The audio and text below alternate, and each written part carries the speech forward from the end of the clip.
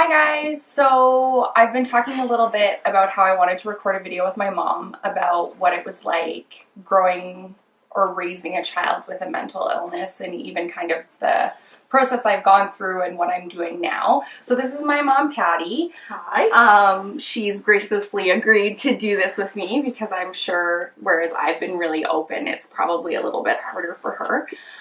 So there was a few questions I wanted to ask her. I have asked her to be as honest as humanly possible, and if my videos have told you anything, I don't really edit them, so we're just kind of gonna go with the flow and see what happens. So Mom, the first question I wanted to ask you was, when was like the first time you realized like something wasn't quite right or something was going on with me that wasn't just normal kind of kid growing up stuff?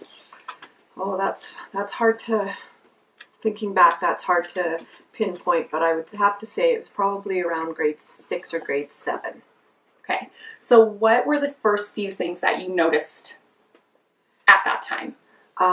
You didn't want to go to school. You would rather just stay at home and in your bed.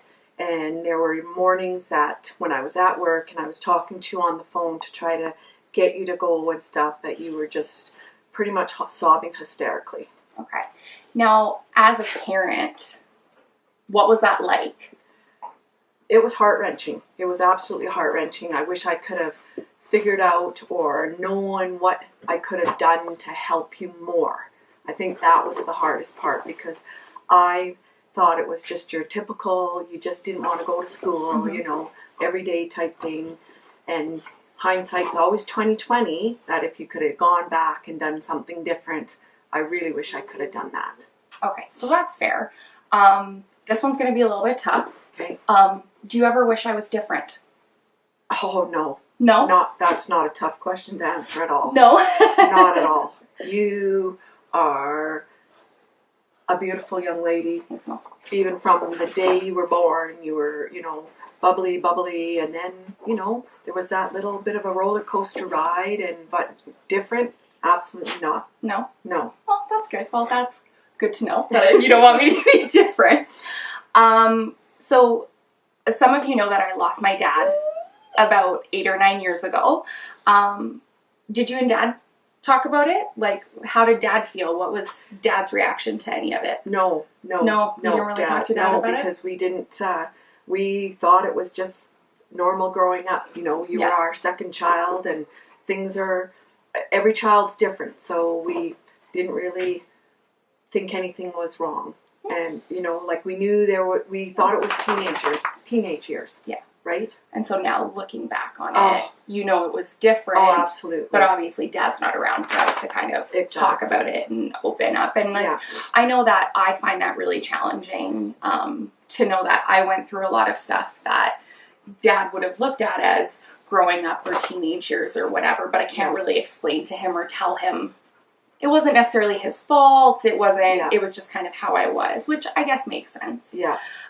If you could give a piece of advice, a number of pieces of advice, if you could tell parents that are growing up or raising a child with a mental illness, what would you tell them? Always be there for them.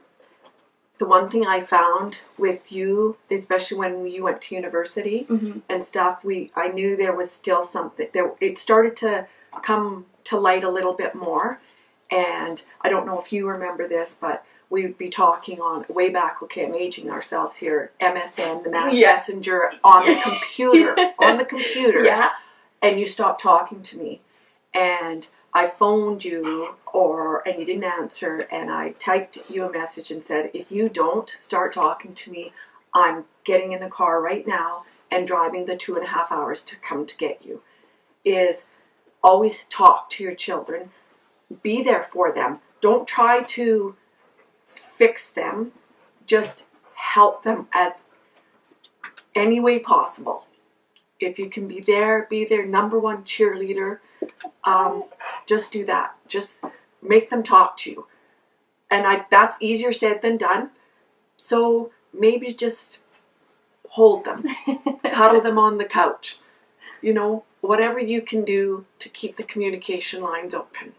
That's my advice. And don't ever, ever give up on your child or your friend or your whoever it is that's fighting this awful disease. Don't ever, ever give up on them. Thanks, Mommy. Yes. And so my last question is, what has been the hardest part?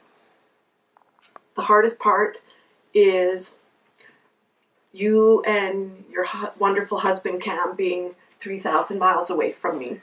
That's the hardest part, because yes, I'm not always going to be there I'm always going to be there to support you, but I'm not physically, I can't just hop in the car or walk over to you and be there with you, whether we just sit on the couch and cry or go for a walk or a coffee or just be there. That, I think, is the hardest part.